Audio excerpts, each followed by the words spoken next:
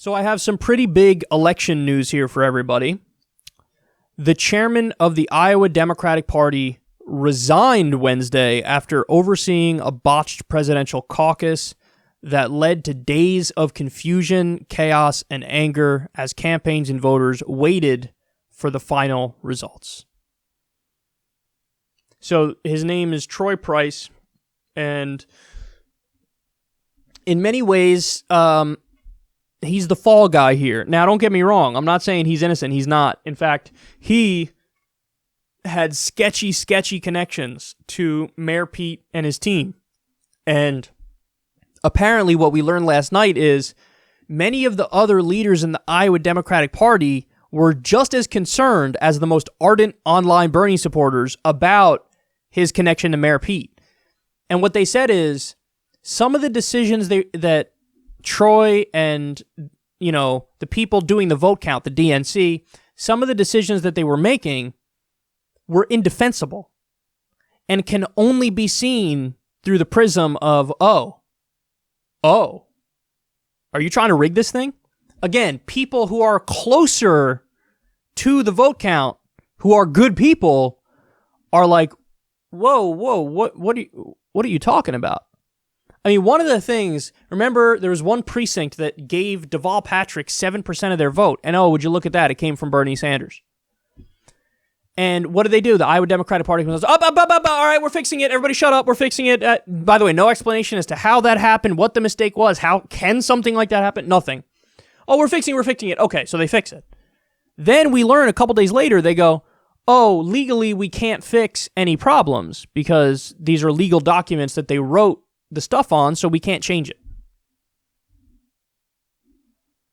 But you did fix the frickin' Deval Patrick one.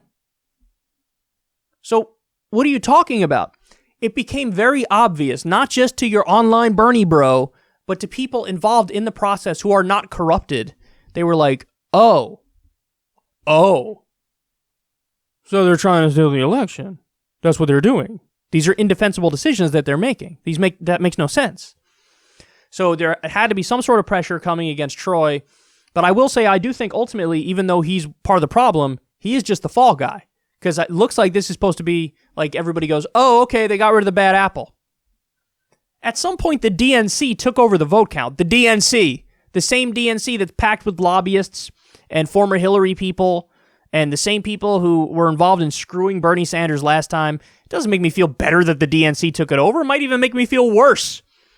But I don't trust the Iowa Democratic Party or the DNC.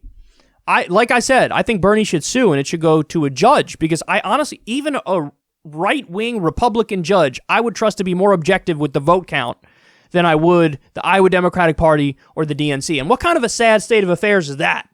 When you expect a more fair, accurate reading and reporting from a Republican judge than you do from Democrats. So, he's just a fall guy. You should still be pissed. And if you think like, now with him gone, everything's going to be good and hunky-dory. No. Now, there's still outstanding mistakes, and Bernie's team and Pete's team requested certain recanvases, and maybe only about 5% of the precincts or something. But look at what's happening in the count now. So this is from the guy who's been following this inside and out. He deserves a lot of credit. His name on Twitter is @Taniel, and he says this.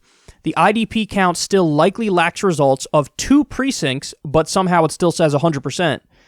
It has dozens of errors, at least one of which is not what math worksheets show, and yet, 1, it's charging campaigns for a recanvass, and 2, that won't even cover all errors, including a likely missing precinct. So this is the guy who's been following this closely from day one, and what he says is, in no uncertain terms, they're trying to get a recount, which makes perfect sense, but the recount is not going to fix all the errors, and it's going to leave an entire precinct out?